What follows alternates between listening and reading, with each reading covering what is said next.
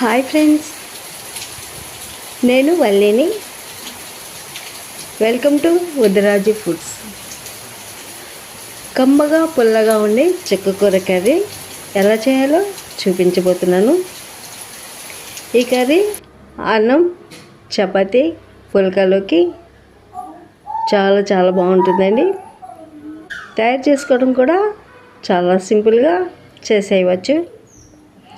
తయారీ విధానం: stove on చేసి పాన్ పెట్టి 2 చెంచాల ఆయిల్ వేసుకోవాలి. పోపు దినుసులన్నిటిని వేసి వేయించుకోవాలి. మినపప్పు, ఆవాలు, జీలకర్ర, దంచిన 2 వెల్లుల్లి రెబ్బలు, అలాగే 2 పచ్చిమిర్చి చీలికలు, 2 రెబ్బల కరివేపాకుని దూసి వేసుకోవాలి. ఈ కారం మీ టేస్ట్కి తగినట్లుగా వేసుకోండి. పచ్చిమిర్చి,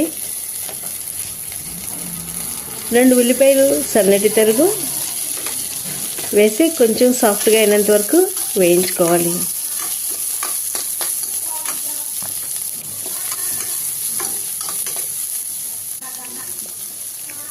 చిటికెడంత సాల్ట్ వేస్తే ఉల్లిపాయలు చాలా త్వరగా మగ్గుతాయి. ఎలాంటి వాటర్ వేయకుండానే చెక్కకూర కర్రీని తయారు చేసేయవచ్చండి. ఆకుకూరలో ఉండే వాటర్ తోటి, అలాగే టమాటాలో ఉన్న వాటర్ తోటి కర్రీ మొత్తం కుక్ అవుతుంది. 2 టమాటాలను కూడా ముక్కలుగా కట్ చేసుకుని వాటిని కూడా కాస్త మగ్గేంత వరకు వేయించుకోవాలి.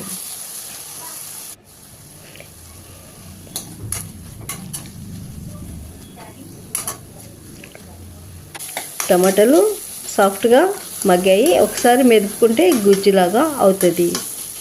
ఇందులో మనం వాటర్ ఎలాంటి వాటర్ వేయడం లేదు కాబట్టి కాస్త మగ్గితేనే జ్యూసీగా కర్రీ రెడీ అవుతుంది.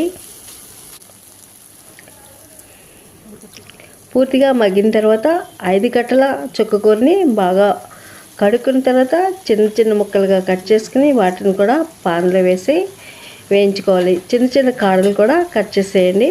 కాడలు కూడా చాలా పుల్లగా టేస్టీగా ఉంటాయి. ఒకసారి బాగా కలుపుకుని చాలా తక్కువ సమయంలోనే ఆకుకూర మగ్గిపోతుంది. రుచికి సరిపడా ఉప్పు, పసుపు, 1 చెంచా కారం వేసి బాగా కలుపుకుంటే కొన్ని క్షణాల్లోనే కర్రీ మొత్తం కుక్ అయిపోయింది.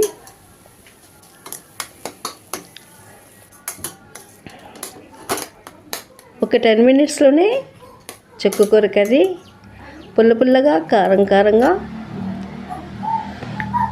చెక్కకూర కర్రీ రెడీ అయిపోయింది. మీరు తయారు చేసుకుని మీకు ఎలా కుదిరిందో మీ ఫీడ్బ్యాక్ని కామెంట్ ద్వారా నాతో షేర్ చేసుకోండి. Like, share and subscribe. Thank you.